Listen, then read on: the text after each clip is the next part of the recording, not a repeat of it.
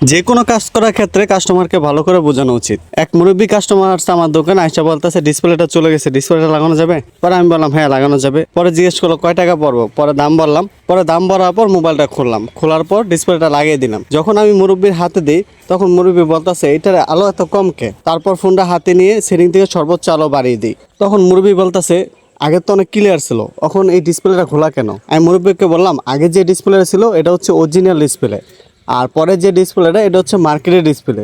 Original আর মার্কেটের display কালারটা একটু বেশ কম থাকবে। পরে মুরব্বী বলতেছে আমি তো চোখ এমনি কম দেখি, তুমি আমাকে আগে বলে নিতা যে এটার সাথে এটা কালার বনবে না, আমি না নিতাম। পরে আমি মুরব্বীকে বলতেছি দেখেন আপনি যে দোকান থেকে লাগান না কেন ডিসপ্লে এরকমই হবে, যদি আপনার অরিজিনাল ডিসপ্লে পান তাহলে হিসাব আলাদা।